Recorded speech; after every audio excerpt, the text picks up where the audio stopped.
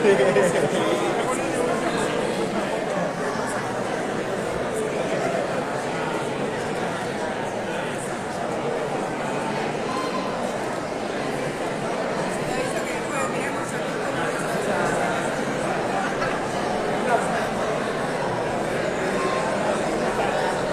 hace Clau? ¿Qué hace Juan?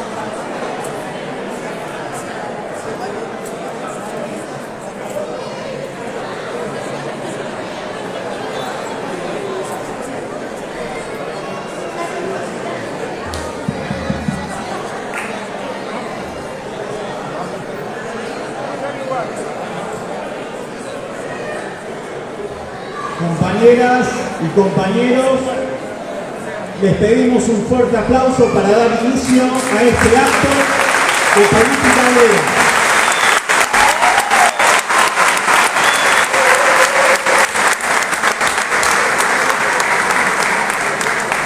Le damos también la bienvenida a todos los compañeros que nos están siguiendo en este momento a través de las redes sociales en todo el país, de este importante acto que vamos a realizar hoy, esta tarde, para presentar en vísperas de las elecciones la posición de política obrera, la posición electoral de política obrera y la posición de política obrera frente a la situación política. Vamos a dar inicio a este acto invitando al primer orador de la tarde, militante sindical de muchos años, un constructor del clasismo en el sindicato de la alimentación, ex candidato a gobernador por la provincia de Buenos Aires por nuestras listas, habla el compañero Pablo Busch.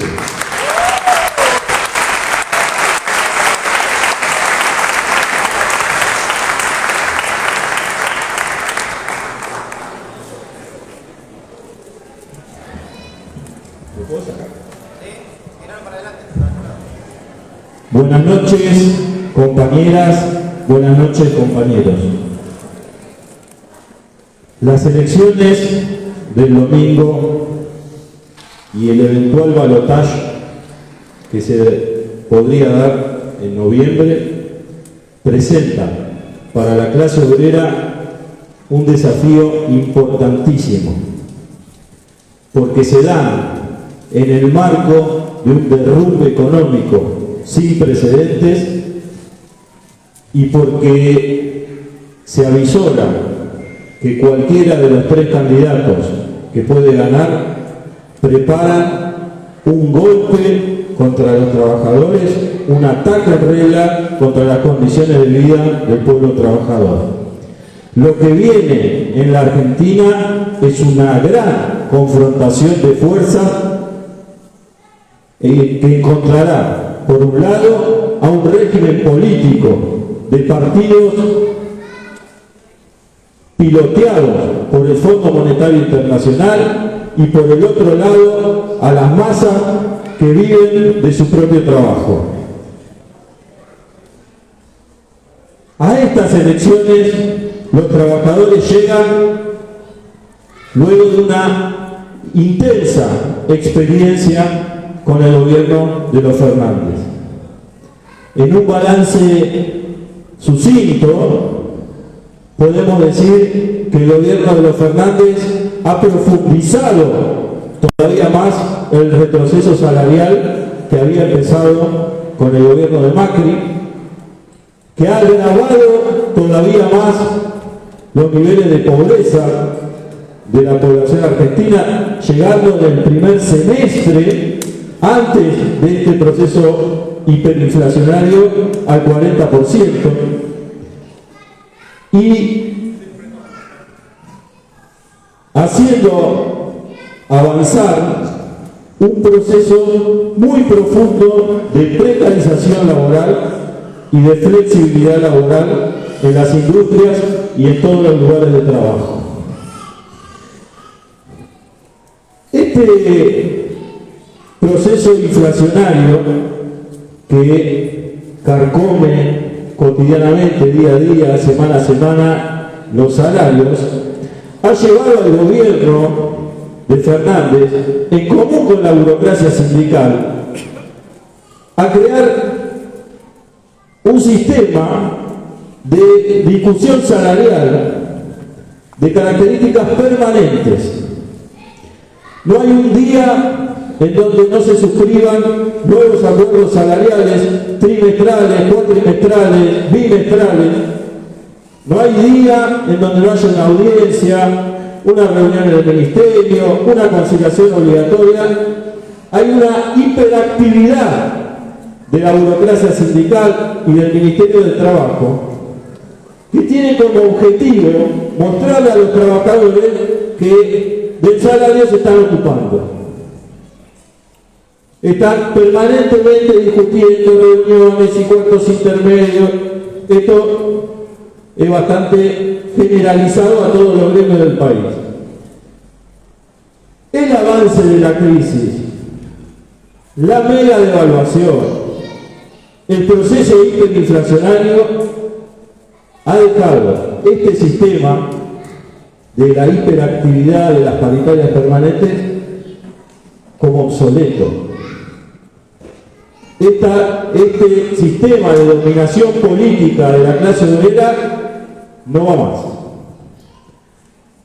Inclusive los gremios que se vanagloriaban de haber cerrado las mejores paritarias de la República Argentina han quedado frente a este proceso inflacionario completamente desdibujados. Este retroceso salarial de conjunto abre la puerta en las fábricas y en los lugares de trabajo a que se intensifique la flexibilización laboral, porque los trabajadores, en función de llegar a fin de mes a una canasta familiar y demás, se ven obligados a aceptar cláusulas cada vez peores de presentismo, de productividad. Sobre esto hemos hablado mucho y largo y tendido durante la campaña electoral. Se ven obligados a aceptar esta cláusula de flexibilidad laboral porque la burocracia cierra paritarias a la baja. Y lo de las paritarias a la baja, compañeros, no tiene que ver solamente con el número a fin de año, 130 contra 130. Todos los meses, todos los días, los trabajadores están perdiendo la carrera contra los precios, y este sistema de la paritaria permanente, del Consejo del Salario Mínimo y de las reuniones y de la actividad ministerial, en la próxima etapa será pasado por arriba por los trabajadores. Este proceso, este avance de la crisis de las últimas semanas, también licuó en horas todas las del plan platita con los que busca llegar al balotaje. Cualquiera se da cuenta que una devolución del IVA de 18.800 pesos por mes, con ese límite, fue absorbida por la suma del dólar del 25% de la semana pasada, del dólar paralelo. Los trabajadores han llevado adelante una cantidad de conflictos contra este régimen de flexibilización laboral, contra el avance de la precariedad y demás. Tenemos acá al compañero que viene de dirigir la huelga de Royal Canin. Tenemos compañeros que han llevado huelgas adelante en mi fábrica. Tenemos en Córdoba, fábricas que han ido a conflicto, en el neumático. Si bien no logró ser un pronunciamiento de conjunto, es decir, no alcanzó a convertirse en un movimiento de conjunto, es claro que se trata de un pronunciamiento, de un principio de pronunciamiento político de los trabajadores contra la política de este gobierno. La recuperación económica que se ha dado en el periodo posterior a la pandemia y que el propio gobierno utiliza como argumento de campaña, utilizaba en su momento, está creciendo el empleo, crece y demás, se ha hecho sobre la base de un avance fenomenal de la precariedad laboral. Se calcula que de cada 2 puestos de trabajo que se crearon, 1 es un monotributista. En esto, compañeros, es importante que ustedes conozcan el caso de la fábrica SIAT de Techín, que queda por ahí por Avellaneda. En esta fábrica se construyó los caños sin costura necesarios para llevar adelante el gasoducto Néstor Kirchner. Es decir, que en esa fábrica se realizaba una obra estratégica. Los trabajadores fueron contratados bajo un régimen de precariedad laboral, porque ninguno de los que entró como efectivo, todos eran de agencia. Los efectivos son 90, 120 y entraron como 500 contratados. Pero todos los efectivos y los contratados fueron sometidos a un régimen de trabajo que los mismos delegados de la burocracia, los mismos delegados kirchneristas, describieron como régimen de turnos desquiciantes, porque trabajan 21 días corridos, turnos de 12 horas, para alcanzar el objetivo de la construcción del gasoducto. Es decir que hasta en el punto más álgido de los objetivos del gobierno se ha hecho sobre la base de las espaldas del sudor de los trabajadores y de la precariedad laboral de sus contratos.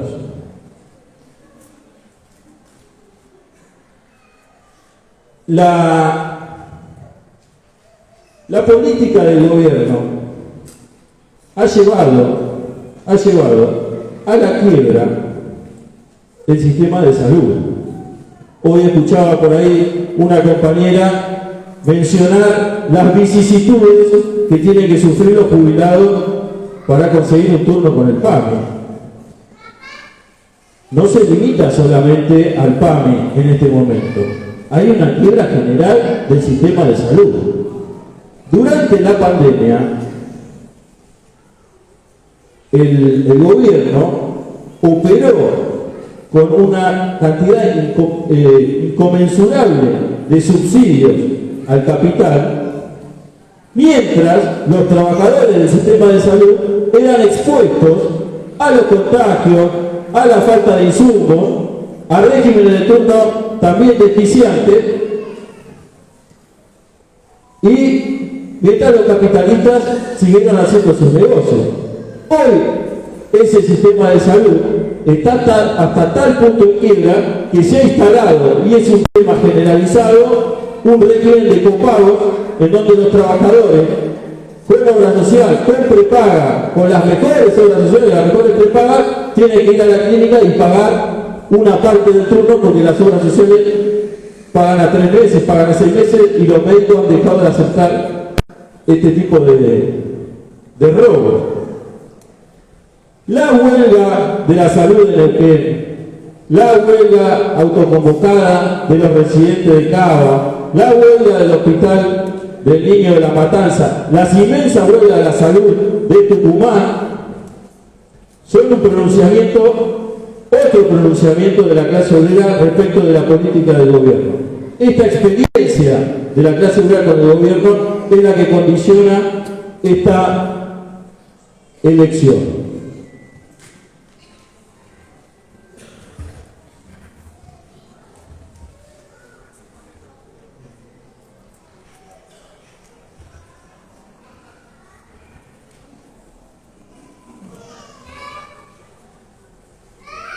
La misma quiebra que recorre el sistema de salud, recorre, compañeros, al sistema educativo. En mi casa tengo la suerte o la desgracia, como quieran verlo, de convivir con una compañera que convive cotidianamente con los problemas de la docencia. El nivel de exposición de los docentes a la descomposición social, a la violencia y cómo las autoridades educativas se lavan las manos, ha generado un proceso huelguístico como respuesta a la indefensión de los docentes. Todo en el marco de que el gobierno de Massa ha recortado más de 150 millones del presupuesto educativo y que los salarios de los docentes, que arregla Baradel, que arregla Yasky, que arregla la burocracia de Cetera, están por debajo de la línea de pobreza. Es decir, tenemos una quiebra del sistema de salud, una quiebra del sistema educativo y además un proceso de flexibilización cada vez mayor. Los docentes tienen que tomar 2 o 3 cargos para llegar a una canasta y por lo tanto el desquicio es generalizado. Y cuando se quieren atender en el idioma, en el sistema de salud, se encuentran con que los atienden de forma virtual para que no se concentre toda la gente en los policlínicos. Las huelgas docentes son sin duda las protagonistas de esta etapa. La huelga de docente autoconvocada de la provincia de Buenos Aires tiene un significado para nosotros, para Política Obrera, un significado fenomenal. Porque si en alguna expresión práctica de esta etapa está de manifiesto la tendencia huelguística a la que nosotros apostamos, que va a ser la protagonista de la próxima etapa, es en la docencia de la provincia de Buenos Aires, en donde 3 seccionales pequeñas, 3 seccionales, una de ellas es Bahía Blanca, es importante, pero las otras 2 son seccionales pequeñas en una provincia que es gigantesca. 3 seccionales convocan a paro y toda la docencia de la provincia se cuelga de la convocatoria para expresar su repudio a las condiciones de trabajo, a las condiciones salariales y para pasar por arriba los acuerdos del gobierno con Baradel. Estas huelgas son en sí mismas un pronunciamiento político imponente respecto de la política del gobierno nacional. La burocracia de los sindicatos, como decía hace un momento, tiene una política de pactar salarios a la baja y mantener permanentemente en la discusión el salario y demás. Pero han habido cambios, ha avanzado la cosa, no es siempre la misma situación. En la última discusión con el FMI, la burocracia de la CGT se ofreció como garante del acuerdo con el FMI. Es decir, firmen tranquilos, que nosotros garantizamos que no pase nada. Es decir, que nosotros no vamos a impulsar que pase nada en la clase obrera. Es decir, es la apoyatura principal de la política del Fondo Monetario Internacional y de todas las reformas laborales que se están discutiendo, empezando por la de Javier Milei. Pero la burocracia, que hace años que no recorre las fábricas, que no organiza asambleas, que no conocen a los trabajadores que representa, no tiene ninguna condición para frenar nada. Ninguna condición. Les pongo algunos ejemplos para que conozcan. El otro día discutíamos con el compañero de Royal Canin que entraron en huelga frente a una serie de suspensiones arbitrarias, como se dice. Y los compañeros tenían una bronca bárbara y no querían hacer las tareas que la empresa demandaba y demás. y entraron en huelga un día viernes. La burocracia se hizo presente, dijo, no estamos de acuerdo con esto, pero bueno, hagan su huelga y demás, pero mañana sábado levantamos. Es decir, fue con la intención de frenar el proceso huelguístico. La posición del cuerpo delegado, entre los cuales hay algunos militantes y simpatizantes de política obrera, fue que la huelga tenía que seguir. Y la asamblea votó contra la resolución del sindicato y la huelga se desarrolló el día sábado, el día domingo, el día lunes, y llevó a fondo la reivindicación de los trabajadores. La burocracia no tuvo ninguna condición de frenar el proceso huelguístico de Rayo Alcántara. Tengo otro ejemplo que es todavía más educativo. En Granja Tres Arroyos, en Entre Ríos, en Concepción del Uruguay, es un frigorífico que son 1.200 trabajadores, seguramente alguno que anduvo por Entre Ríos lo habrá visto, gigantesco. Y las condiciones de explotación en esa fábrica son inmensas. La velocidad con la que circula la noria en esa fábrica es impresionante. Y el cuerpo de delegados era naranja. Entonces convocaron una asamblea. Y la burocracia dijo, nosotros no queremos ninguna asamblea, ténganse las consecuencias. Hicieron la asamblea. La burocracia, que hasta donde yo conocía y dominaba los lugares de trabajo, caía a la asamblea con una patota, intervenía para que la asamblea no se pueda desarrollar. En este caso mandó una carta de documento. Dijo, señor delegado de Granja de Tres Arroyos, lo que ustedes están haciendo es ilegal.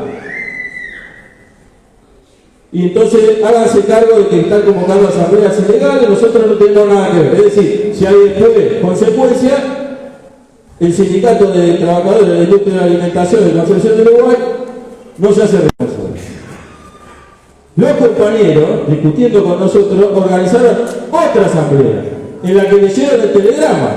Compañeros, esto es lo que dice nuestro sindicato. Es decir, estamos ante una burocracia sindical cuya capacidad de frenar un ascenso obrero, una huelga, una intervención, está reducida al mínimo. A esa burocracia sindical, esa es la que es la apoyatura de la política del Fondo Monetario Internacional, que es la apoyatura de los fiscales de Milei, a esa burocracia de la CGT, es que el Frente de Izquierda, Unidad, le pide constantemente, repetidamente, permanentemente, un plan de lucha y un paro de 24 horas. Ustedes se darán cuenta que pedirle a la principal apoyatura del Fondo Monetario Internacional, pedirle que llame un plan de lucha, es un llamado a la parálisis. Son una vía para frenar cualquier desarrollo de los trabajadores. Quiero decirles algo, las huelgas autoconvocadas de la provincia de Buenos Aires son convocadas para exigirle a Ruedi Baradel que convoque un plan de lucha. Y el plan de lucha ya está convocado y los docentes ya están parando y el FITU sigue. Reclamemos paro y plan de lucha. Es una política estéril. No abre el camino a los trabajadores a la acción, que es todo el problema de la situación política. ¿Cómo se abre camino a la acción de los trabajadores? Para quienes militamos en la zona norte desde hace algún tiempo en el movimiento obrero, este bautismo que le ha hecho Jorge al Frente de Izquierda de los Trabajadores como el activo tóxico, fue el nombre perfecto, porque desde el año 2012, 2013, 2014, 2015, que el PTS en particular y el Frente de Izquierda en general fueron un activo tóxico para el ascenso de los trabajadores de la zona norte y de todo el país. Tenían comisiones internas a rolete, tenían delegados activistas, no quedó nada. Nada.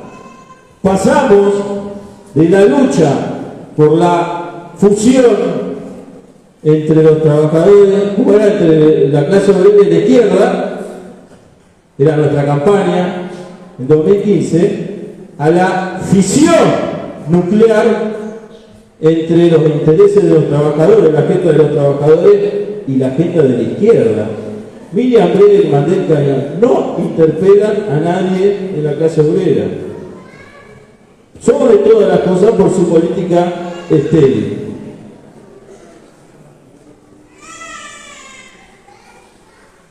La expresión más concentrada de la política del FITU en el movimiento obrero ha sido la coordinación del plenario del sindicalismo combativo, que surgió como un frente, como una idea de acciones comunes y demás, y que rápidamente fue copada por los aparatos electorales y fue convertida en una colateral del Frente de Izquierda en el movimiento obrero, que tiene una especial función.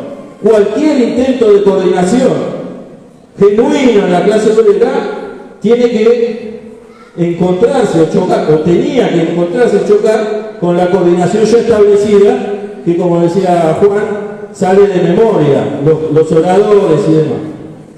Entonces, estamos ante una política colaboracionista en su conjunto en el movimiento obrero, que se desarrolla en el sistema multicolor, en el subte y en todos los frentes. El FITU correrá la misma suerte que está corriendo hoy el plenario del sindicalismo combativo. ¿Alguien lo ve? Nadie lo ve. Han sido la oportunidad para los candidatos del capital de colocar una agenda reaccionaria, reformista en el sentido de reformas laborales entre los trabajadores. Es decir, todos los candidatos que tienen en este momento posibilidad de ganar, los tres candidatos, de uno u otro modo plantean la necesidad de una reforma laboral. Esto, por supuesto que es un clásico, pero ha dado la novedad de que Javier Milei, el que venía a terminar con la casta, ha anunciado que va a apoyarse para llevar adelante la reforma laboral en la CGT, en los sindicatos de la CGT, y ya hay intensas negociaciones en esa vía. Se ha reunido no solo con Barrio Nuevo, que ya está armando mesas sindicales de La Libertad Avanza con dirigentes de la CGT en Córdoba y en otras provincias, Catamarca, sino que también con Gerardo Martínez, con el objetivo de reemplazar el sistema indemnizatorio por un sistema de seguro de desempleo como el que tiene la UOCRA, en donde el costo de despedir un trabajador para el capitalista es cero. Tiene como objetivo incrementar, facilitar, favorecer la rotatividad laboral. Es decir, es la piedra angular de un avance todavía mayor en la precariedad laboral y en la flexibilidad.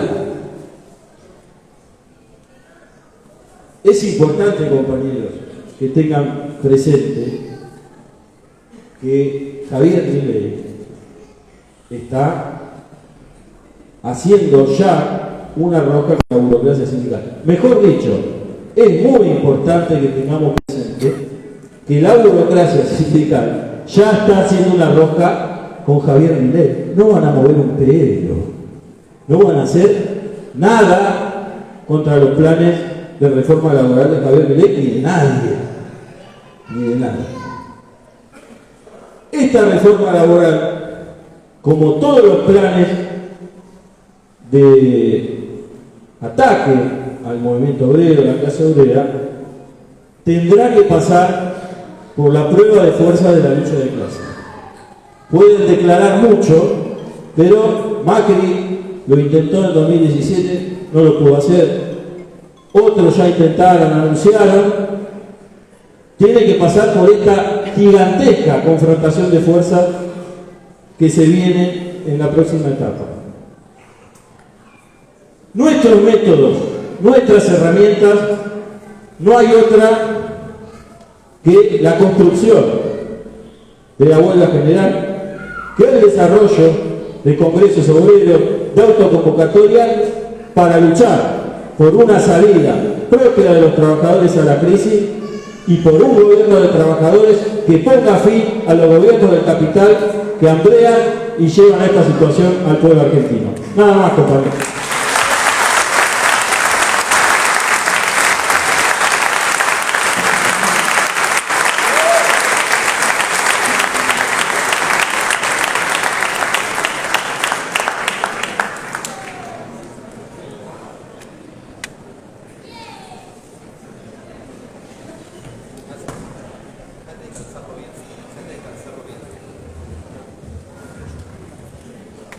Compañeras y compañeros, antes de continuar con el acto, no puede estar ausente en este acto de política obrera, una vez más, nuestra denuncia implacable sobre la masacre que en estos momentos se está perpetrando el ejército sionista contra el pueblo palestino. No puede estar ausente en este acto nuestro compromiso con la causa nacional del pueblo palestino.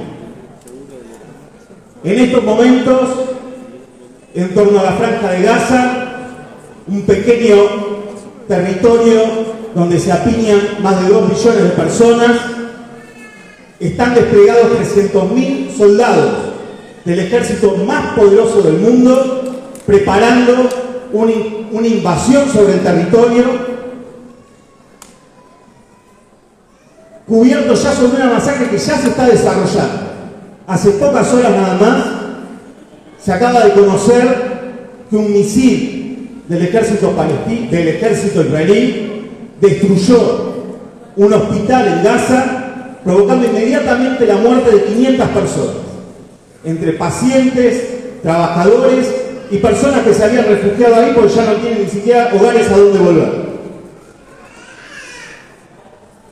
Esto es motivo de una intensa lucha política alrededor del mundo. Los gobiernos imperialistas han sellado nuevamente su compromiso con el Estado israelí, con el Estado sionista, y participan militar, política y publicitariamente de esta nueva agresión. Nosotros, política obrera, desde Argentina, redoblamos nuestro compromiso con la lucha con la lucha del pueblo palestino, con la lucha contra la colonización de sus tierras, con la lucha de los trabajadores y trabajadoras de Gaza, que desde hace 16 años sufren el asedio del ejército israelí y que en estos momentos se encuentran sin luz, sin agua, sin electricidad, sin medicinas, sin internet, bajo un intenso bombardeo que está preparando una masacre todavía mayor. Los trabajadores de todo el mundo debemos movilizarnos contra esta masacre, hacer visible nuestro compromiso con la causa nacional del pueblo palestino y denunciar este genocidio que se está llevando adelante por parte de un gobierno que tiene prevista una política de exterminio sobre el pueblo palestino, tanto de Gaza como de Cisjordania. En la ocasión queríamos aprovechar para anunciarles a todos ustedes que nuestro partido Política Obrera está trabajando intensamente para que en las próximas horas se desarrolle una acción unitaria de fuerzas políticas y organizaciones sociales solidarias con el pueblo palestino. Y pronto daremos a conocer la cita de esa movilización.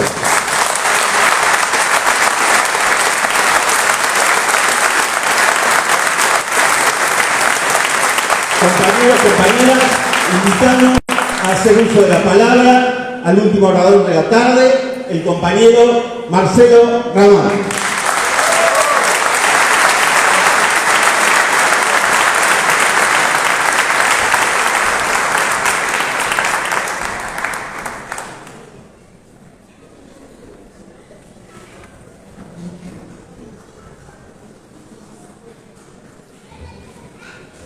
Compañeras, compañeros, este acto, esta reunión que tenemos acá, es también una movilización política que acerca su voz, su fuerza, su corazón a la lucha del pueblo palestino, a la lucha del pueblo de Gaza. Allí donde la televisión argentina, los medios de comunicación que todos los días propagandizan a los dirigentes de la flexibilidad laboral, de la miseria para los jubilados, de la destrucción de nuestras condiciones de vida, hoy han hecho simplemente un pequeño paréntesis solo para falsificar la realidad de lo que está ocurriendo en Palestina, donde efectivamente hace pocas horas en Gaza fue literalmente volado en pedazos un hospital. Esa es la realidad que en este acto colocamos y que llamo a difundir, propagandizar en nuestros lugares de trabajo, en nuestros barrios, para promover la solidaridad internacional con el pueblo de Gaza, con el pueblo de Cisjordania, por sus derechos largamente pisoteados, en definitiva, por el imperialismo, por sus agentes en Medio Oriente, y como corriente socialista internacionalista, estamos en la lucha, en la calle y en la movilización contra esta nueva guerra de la OTAN.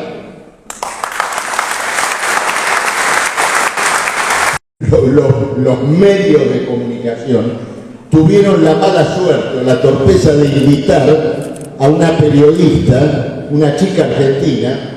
Las palabras suenan demasiado rimbombantes o no alcanzan a expresar claramente una situación social, histórica, en este caso, como la que vivimos hoy en la Argentina. En un país donde teníamos 36-37% de pobreza, pasamos al 42% en un año, con 3 millones de pobres nuevos. Un local, y decía, estos son los pedazos de carne que guardo para regalarle a los jubilados, que no pueden venir a comprar. Esa es la traducción directa, vívida, de una realidad que a veces simplemente se esconde en números. Pablo citaba recién la crisis de la salud. La crisis de la salud resume todo, porque no se trata de ver si me pongo una prenda u otra, si hago algún gasto que de pronto puedo hacer o no hacer, no. Es la crisis de la salud, es la línea que separa la vida de la muerte y de la enfermedad. Y el otro día, con esta historia de que los médicos empiezan a cobrar para atender, ¿no es cierto?, estos famosos copagos, le preguntaban a un médico en una radio, y claro, el periodista le enroscaba la víbora con esta historia de si la obra social le paga y cuánto, y el médico, de una manera terriblemente sabia y sintética, le dice, mire, se ha quebrado el vínculo entre el médico y el paciente. ya no había más nada que decir. Es decir, todo un sistema social que en el caso de la salud está recontra privatizado, que debe servir a toda una maquinaria de prepagas que además son financieras y prestadores médicos y laboratorios medicinales, pero que en última instancia, y después de enriquecer a todos esos, tiene que juntar al médico con un paciente. Bueno, el médico decía, el médico y el paciente no se pueden juntar. ¿Y por qué? Porque el médico, para seguir viviendo, necesita que el paciente le pague una suma de dinero, él, el propio paciente, y el paciente no tiene el dinero para pagarle esa suma.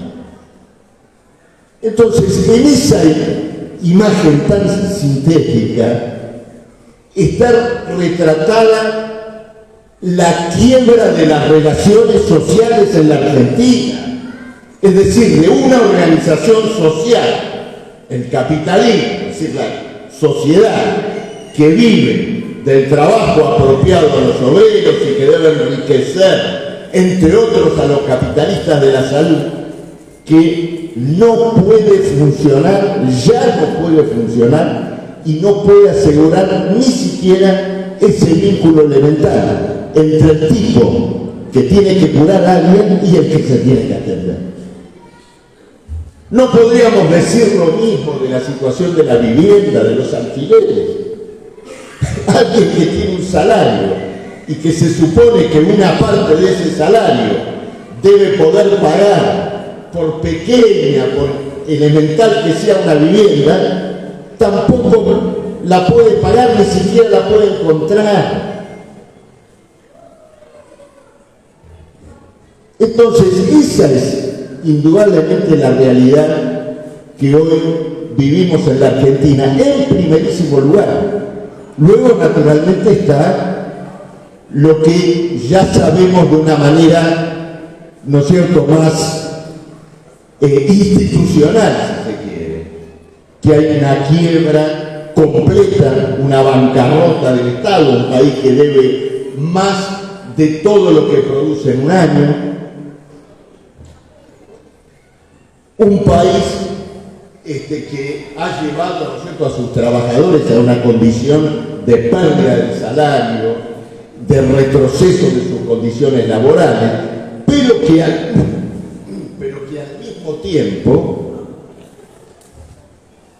mismo tiempo ha subido, por ejemplo, desde la pandemia, sus ganancias, en el caso de las empresas, en forma extraordinaria. Cuando uno ve, por un lado, el aumento de la pobreza y por otro lado, que hasta la economía crece y hasta baja la desocupación, es decir, más gente trabaja con menos salarios y menos condiciones laborales, se da cuenta que en este país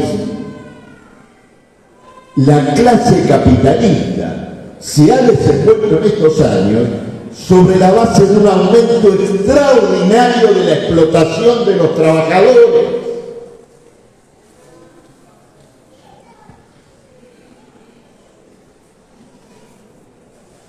Y naturalmente, cuando se habla de que incluso en estas condiciones hay una bancarrota del Estado que no se puede financiar y una clase capitalista en general que no se puede financiar, bueno, escuchamos todo el tiempo hablar del endeudamiento macrista, el FMI, ¿no es cierto?, y todo lo demás. Pero además del endeudamiento del FMI, hay que decir claramente que este gobierno, en estos 4 años que han pasado, han llevado adelante una política de rescate del capital como pocas veces habíamos asistido en la Argentina. Ya es folclore, ¿no es cierto?, escucharlo decir, bueno, hubo una pandemia, es decir, ustedes tienen que entender que en ese cuadro, ¿por qué no dicen lo que hicieron en la pandemia? La pandemia fue el gran pretexto para un negociado. Había que sostener una determinada actividad económica, no se podía sostener, el giro económico tenía que continuar, podían aplicarle un impuesto a los que tienen recursos, capital, riqueza acumulada. No, imprimieron moneda, se la regalaron a los capitalistas. ¿Y qué hicieron los capitalistas con ese dinero? Compraron dólares. La primera gran devaluación de todo este periodo vino en la época de la pandemia, con los billetes que le dio este gobierno a la clase capitalista. Y esto, que ya se venía dando, con el señor Sergio Massa, creció hasta las proporciones gigantescas que tenemos hoy. Porque ustedes se imaginan, si uno de ustedes, por ejemplo, va a un casino, ninguno de ustedes va a un casino, yo tampoco, pero imagínense que alguno fuera a un casino. Y va y dice, bueno, mira, jugás acá y si perdés, te tenés que ir. Bueno, la verdad que no me gusta. Pero suponete que te digan lo siguiente, mira, si perdés, hay una ventanilla que te devuelve todo lo que perdiste. Y después te podés llegar a tu casa. Ah, bueno, así no se podrá lograr que además de darme eso, me tire unos mangos más para que vaya ganando.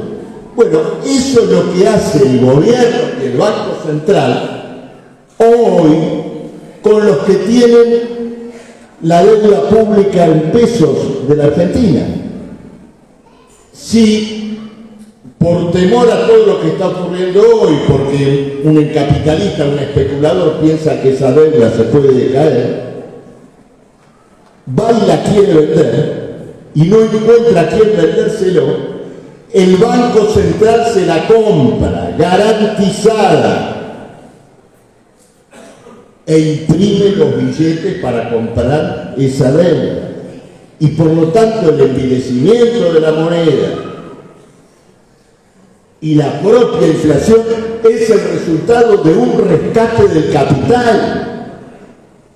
No escuché a un solo libertario que tanto le gusta denunciar la emisión, denunciar esta emisión que rescata a sus clientes, a los capitalistas que financian sus consultoras y sus cuevas.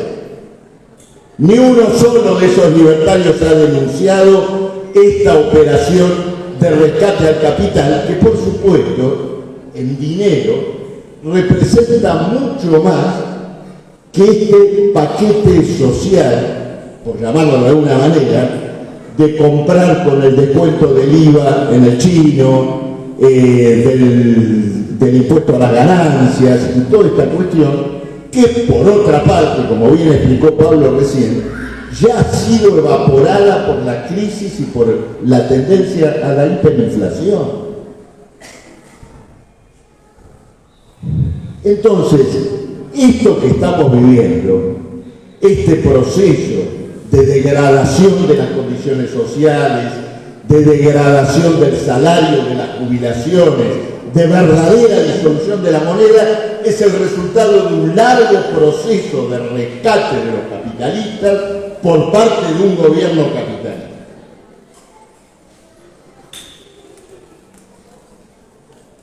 Naturalmente,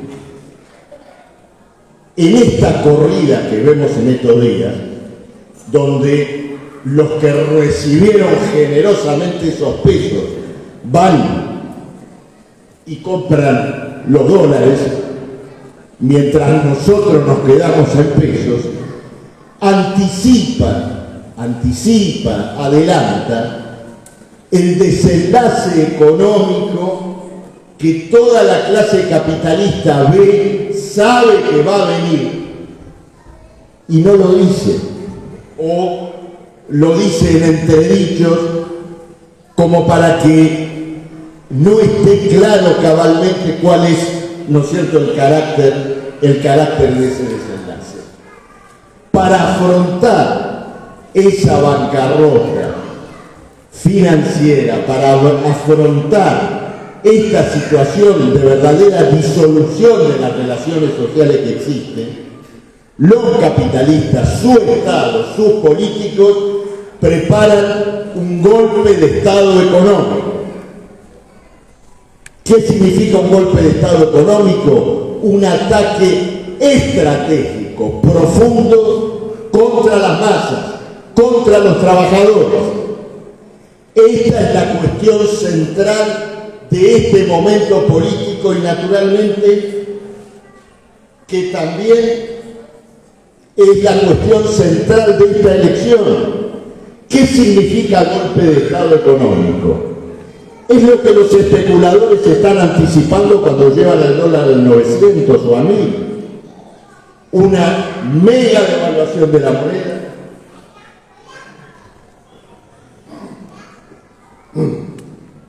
Un tarifazo, un gran tarifazo, un recorte completo de los gastos y demás, y por supuesto acompañado este paquete, una reestructuración de toda la deuda gigantesca del Estado, del Banco Central, de las instituciones, de todas las instituciones del Estado, que para que funcione tendrá que tener garantías. ¿Y cuáles son esas garantías? Bueno, darle un carácter permanente a este ataque contra las masas, a esa contrarrevolución social y laboral que es lo que está en discusión como salida y como desenlace a esta crisis. Compañeras, compañeros, la función política de las elecciones que van a tener lugar el próximo domingo es mandatar, designar al gobierno, al presidente, al bloque político que deberá llevar adelante esta contrarrevolución social y laboral, este golpe de Estado económico contra las masas.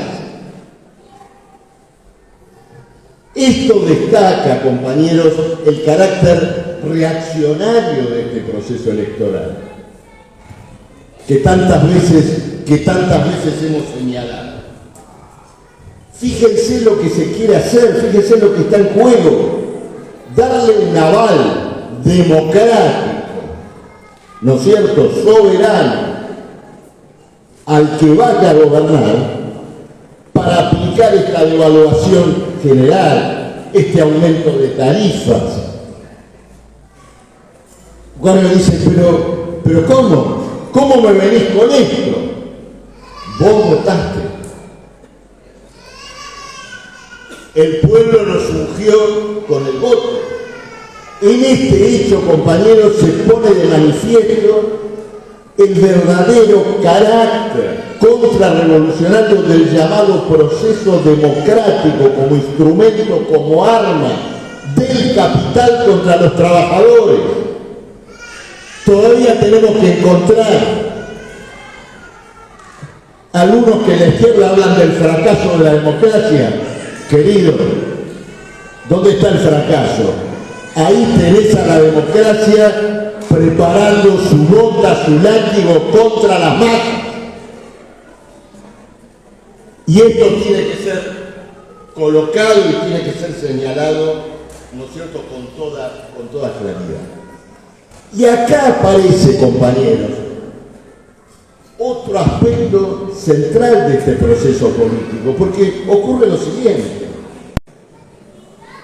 La pregunta que recorre los círculos políticos de la propia burguesía a partir de esto es la siguiente. Sí, vamos a un golpe estratégico, profundo, contra la condición social de los trabajadores. Pero, ¿con qué recursos, con qué medios políticos hacemos avanzar ese golpe económico a una clase trabajadora que viene de soportar la caída de la cuarta parte de su salario, el empobrecimiento masivo? ¿Cómo hacer tolerable lo intolerable para quien ya no tolera nuevos ataques? Fíjense que no estoy utilizando la palabra ajuste, porque los términos que estamos discutiendo ya es un concepto mentiroso. El ajuste es, bueno, otro, ¿no es cierto?, otro agujerito al cinturón. Acá estamos discutiendo otro talle de ropa, no un agujerito al cinturón. Los ajustes ya fueron, los ajustes fracasaron como medio de salida a la crisis del capital. Entonces ahora se va para un planteo de guerra contra los trabajadores. Pablo señaló varios aspectos: la reforma laboral, eliminación de conquistas históricas, hacer retroceder a la clase obrera argentina largas décadas. Eso es lo que está en discusión. Y porque eso está en discusión, es que aparece esta famosa palabrita, gobernabilidad, que no significa otra cosa que lo siguiente: ¿qué gobierno, qué recursos políticos pueden enchufarle a los trabajadores semejante ataque, semejante golpe? Y entonces se está planteando, ¿no es cierto?, este debate político en un escenario donde los llamados a aplicar este golpe económico no muestran en sus manos de ningún modo los recursos políticos para ello. Son la expresión de fuerzas políticas en disolución. Pensemos por un lado lo que ocurre con el macrismo radicalismo, que ha concurrido a las elecciones mortalmente dividido. Ni hablar del propio kirchnerismo, carcomido por choques internos que ahora afloran a través de denuncias de corrupción de todo tipo. Y entonces aparece este rasgo un poco gracioso, ¿no es cierto?, de la campaña electoral, que después de todas las puteadas que se han cruzado acá, ¿cuál es el eslogan en común de todos? Vamos a hacer un gobierno de unidad nacional. Nos vamos a juntar con el otro, yo me voy a juntar con la Reta, el otro se va a juntar con algunos macristas que son buenos. Milei que dice, mira, yo no sé con quién me voy a juntar, pero como si gano, los otros se van a hacer pelota, algo voy a agarrar de algún lado. Es notable que a una semana de las elecciones, los llamados a gobernar están diciendo, mira, yo solo no voy a poder gobernar. Es una manifestación de impotencia temprana que tiene que ver con el alcance de este ataque, de este desenlace que se está discutiendo, que va a enfrentar a los capitalistas hacia su estado de un lado y a la clase trabajadora por el otro.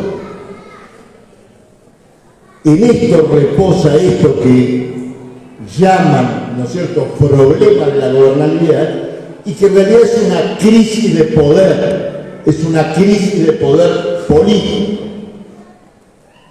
Está en discusión, por un lado, cómo darle un desenlace a una crisis terminal, y luego con qué recursos que no están, que no se avisoran, llevar adelante ese ataque, llevar adelante esa política. Ahora, ¿qué es lo que ocurre? Esto que estoy diciendo no es una especulación, no es que, bueno, a lo mejor puede, a lo mejor no puede, no. La gravedad de la crisis obliga a los candidatos del capital a ir a este choque, a este golpe económico. Cuando vayan a este golpe económico, van a tener que enfrentarse seguramente con una gran reacción popular.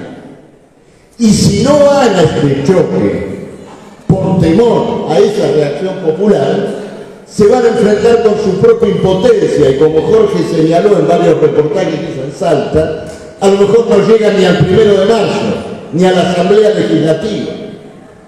Es decir, que los que todavía no ganaron este domingo se enfrentan con el dilema de una confrontación histórica con la clase obrera o de rumiar su propia incapacidad y hacerse cargo de ella a través de una nueva y grave crisis política. Esta es la situación, ¿no es cierto? Esta es la situación que indudablemente tenemos por delante. Y por supuesto, toda esta historia de la unidad nacional, de que ahora podemos ver, juntarnos y todo lo demás, a ver, ¿por qué no lo hicieron antes? Estas fracciones que hoy disputan y que se van a enfrentar el domingo, están profundamente divididos, y divididos en torno de claros intereses capitalistas. En un sentido, la elección del domingo es como un concurso de acreedores, ¿no es cierto?, de una empresa que quebró y donde se van a sentar a la mesa los deudos, ¿no es cierto?, los acreedores que quieren ver cómo le cobran al quebrado. Y cada uno de ellos tiene su afinidad con los diferentes acreedores. Miren, Milei, con su famosa dolarización, ahora nos vinimos a enterar que el principal asesor económico de él, Darío Epstein, bueno, parece que el muchacho se hacía una changa en todo este tiempo como representante de BlackRock, ¿no es cierto?, acá en la Argentina. Y que este BlackRock veía como una posibilidad meterse en la financiación de la famosa dolarización, haciendo un préstamo de dinero a cambio de garantías, no de papeles, garantías reales, los activos de YPF, del litio, del gas. Total, BlackRock ya tiene acciones en empresas energéticas, en la propia YPF. Política Obrera denunció a Milei como agente de BlackRock hace 2 años. Nadie lo hizo, lo hicimos nosotros hace 2 años. Bueno, ahora aparece esta cuestión. Después tenemos a Bullrich, conchavada por el gran capital que está en una gran fundación empresaria que quiere ver de qué manera también se van a cobrar sus deudas, que no son las mismas deudas o los mismos negocios que puede tener los que están con Milei o los que están con Massa. Bueno, y Massa, miren, solo dos cosas, se lo dije recién al periodista de la TV pública que vino acá. No sé si el sábado o el domingo en la mesa de Mirta Legrand colocó su punto, ¿no es cierto? Le puso la frutilla al postre y dijo: docente que hace huelga, docente que no cobra. Y el Círculo Rojo, que lo habrá escuchado, habrá dicho: ¿tenemos con quién? ¿Tenemos con qué?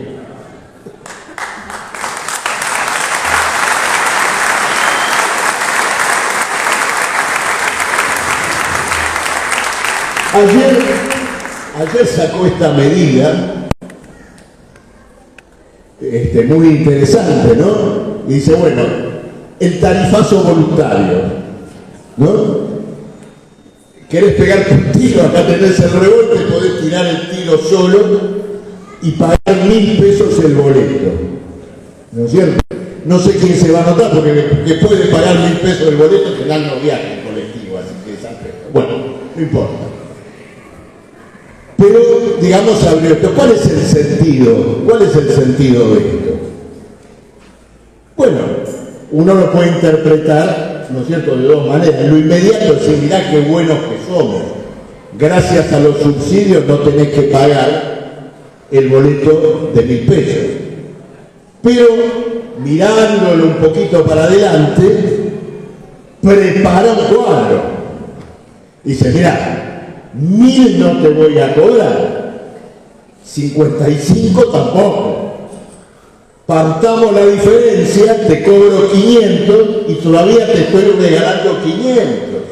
Es la preparación del tarifazo. Entonces lo que tenemos, compañeros,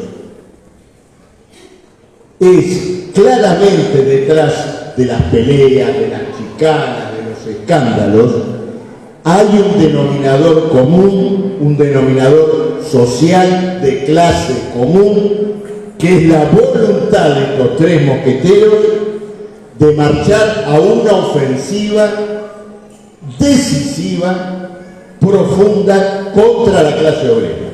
Este es el sentido de la elección, este es el mandato del capital sobre Milei, sobre Massa, sobre Bullrich, y esto tiene que ser explicado para restar todo apoyo político a los candidatos del capital, a los candidatos del golpe económico, a quienes se quieren servir de la elección, ¿no es cierto?, con este propósito reaccionario. Compañeras, compañeros, casi huelga decirlo, pero naturalmente lo vamos a decir, la izquierda que aparece representada en esta elección porque logró ingresar en la elección general, no se aproxima ni por asomo a esta caracterización política, a este planteo, a esta consideración que hacemos sobre el escenario político y sobre las tareas que naturalmente se le plantean a los trabajadores, que es preparar una lucha a fondo, de conjunto, contra este golpe económico reaccionario, hacerlo de modo autoconvocado, concurrir a los lugares donde las bases obreras se reúnen para promover la coordinación de las luchas, pasar por encima de las divisiones que en tantos lugares coloca la burocracia, preparar una intervención histórica de los trabajadores frente a una crisis que también marca un punto histórico excepcional. Nada de esto está presente en el planteo político, en la campaña, en lo que tenga que ver con las elecciones. En un momento donde se está preparando y se está enhebrando un enfrentamiento social de este alcance, la izquierda, ahora reforzado también en los últimos días, a partir de la comprensión de que naturalmente en el plano electoral no va a disputar con los otros tres candidatos, pero más allá de eso, desde el punto de planteo de carácter parlamentario, proponer esta u otra ley en el Congreso, votar una representación que será minoritaria en el propio Parlamento. No hay un llamado a la organización obrera frente a la crisis que se viene. No hay una sola denuncia respecto de este escenario catastrófico, hiperinflacionario que preparan los candidatos del capital. En un cuadro donde los demás nos mienten con promesas y palabras de todo tipo, país normal, país de esto, país de otro, la izquierda ha asumido su propia impostura. Votamos en el Congreso, no me acuerdo cómo es esto, ni cómplices, ni tal otra cosa.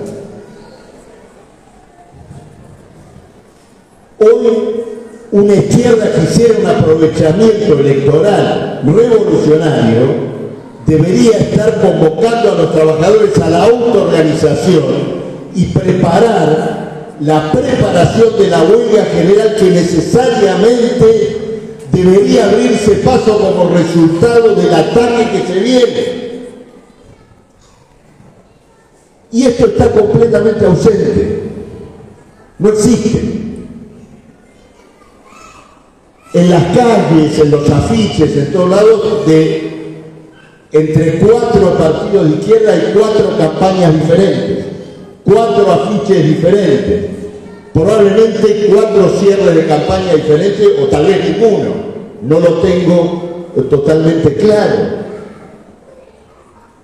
Pero no existe ningún mensaje político que tenga que ver con este escenario que hemos presentado acá. Entonces, esta ruptura, inclusive en la campaña común, que ya habíamos visto elevada a la enésima potencia en la PASO, por supuesto que está asociada a un carrerismo electoral y parlamentario. ¿Quién puede obtener un cargo acá, un cargo allá? ¿Quién tiene la posibilidad de ingresar, ¿no es cierto?, a un escaño parlamentario? Y la voluntad de ingresar a un escaño parlamentario, que el otro día, no me acuerdo si en un reportaje, un reportaje o un spot, ¿cómo fue fundamentada? Bueno, votar a los parlamentarios que no se van a dar vuelta, que no se van a vender. ¿No es cierto? Es decir, una corriente en el escenario de esta crisis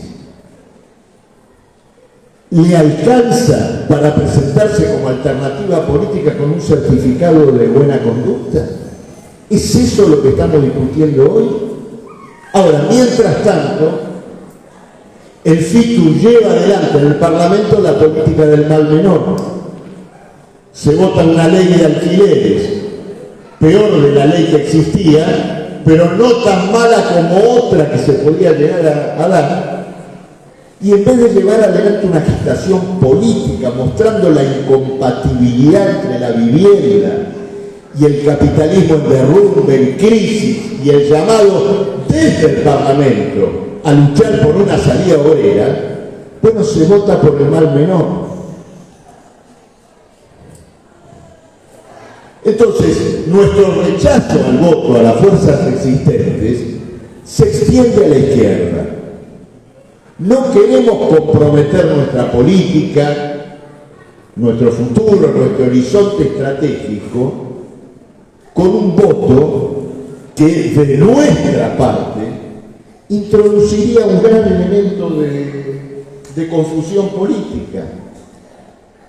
Alguien puede decir, bueno, pero es una elección.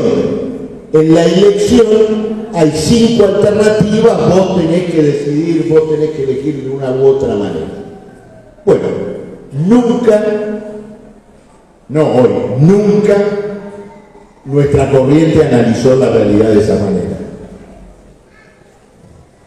La elección está enmarcada en un proceso político, en una crisis.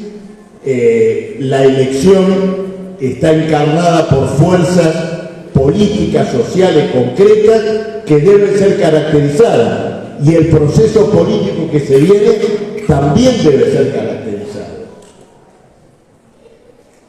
Pero si eso es válido de un modo general, compañeras, compañeros, es válido más que nunca hoy. En circunstancias políticas donde la crisis lleva a la Argentina a una situación prerrevolucionaria, donde se van a poner a prueba estrategias políticas y naturalmente lo que hemos desenvuelto en todo este periodo, es muy claro que necesitamos, como nunca, trazar una delimitación política muy clara y dar con el voto una señal, no simplemente en relación a la elección del domingo, sino en relación al proceso político en desarrollo.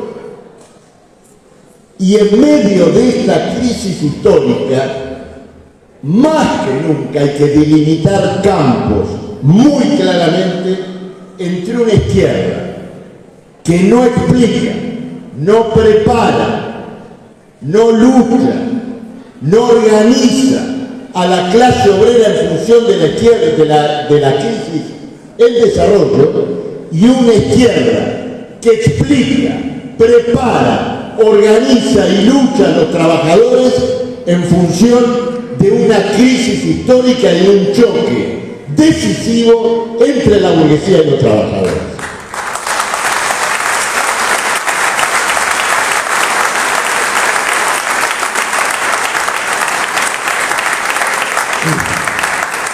Ese es el desafío que tenemos planteado.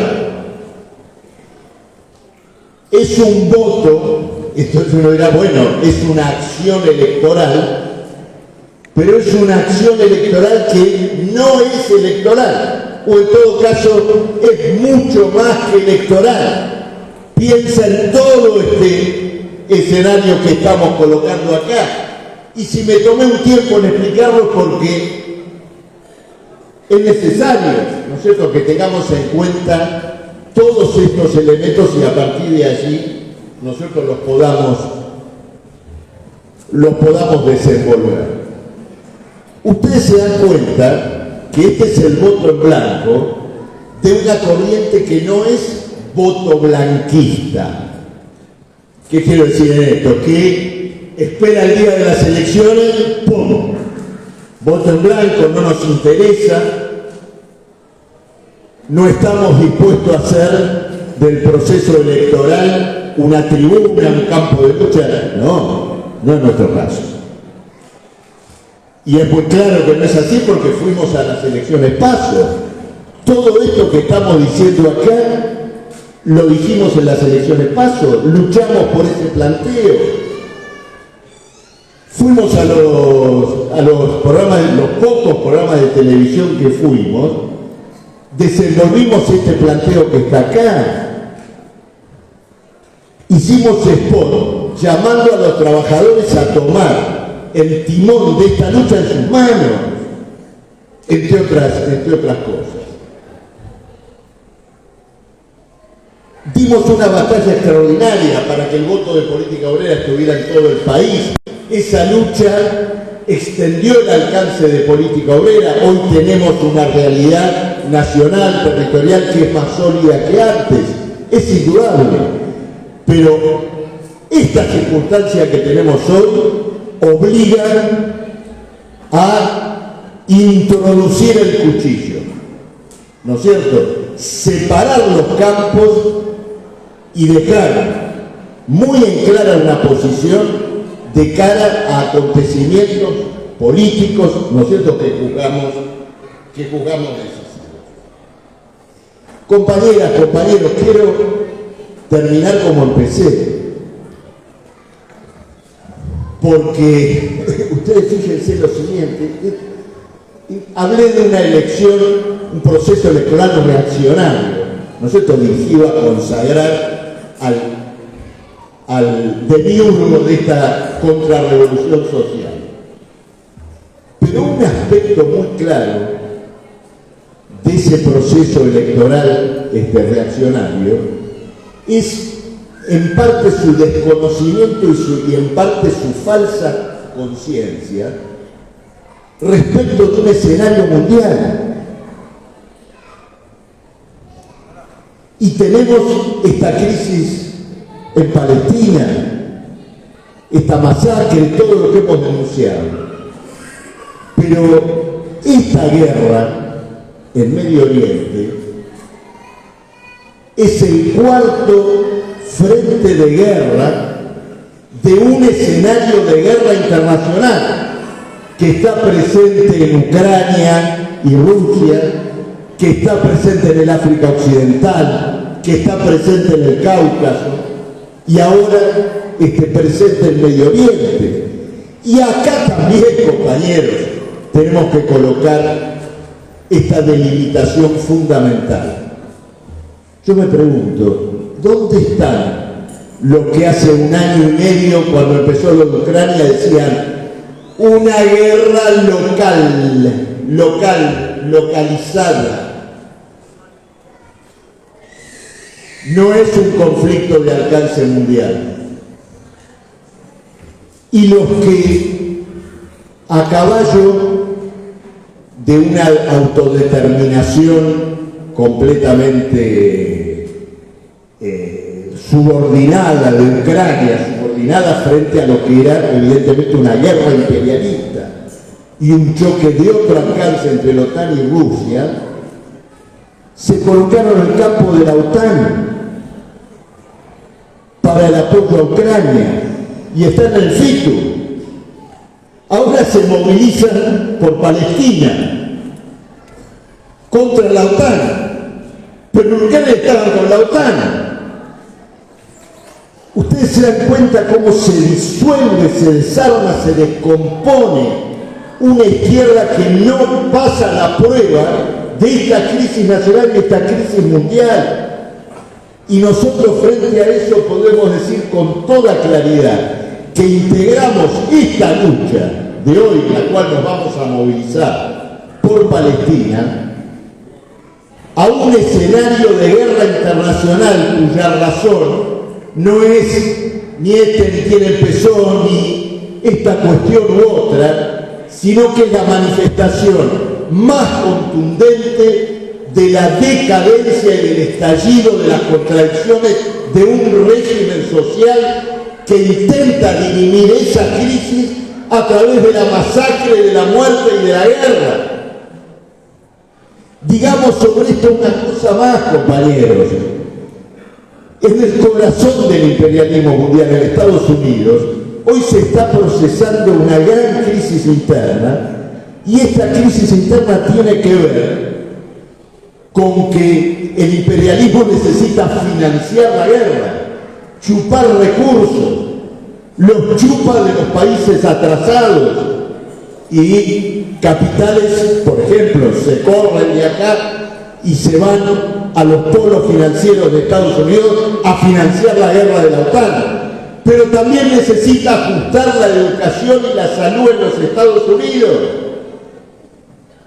En un momento histórico para los Estados Unidos en materia de huelgas y de movilizaciones. Este es el cuadro más general en el cual tenemos que insertar nuestra lucha. ¿Cuál es esa lucha? Construir un partido obrero revolucionario en el momento más amplio, más profundo, más brutal de la crisis del capitalismo. En nombre de eso, compañeros, y con esta convicción política, hay que ir a preparar ahora con todo esta política en los lugares de trabajo, en las fábricas, particularmente en las fábricas. Escuchemos con atención todo lo que dijo Pablo. Lo que dijo en definitiva es que se está calentando un volcán al interior de la clase obrera argentina. No hay que esperar para que todo esto tenga su desenlace para verificarlo. No, hay que ir ahora, tomar contacto, llevar nuestros periódicos, llevar nuestros volantes y hacerlo con la convicción de que hemos rescatado un hilo histórico fundamental, el del Partido Obrero de sus 50 años, el de política obrera de hoy, y tenemos esa riqueza, ese patrimonio extraordinario para organizar hoy un gran partido revolucionario de la clase obrera. Gracias, compañeros.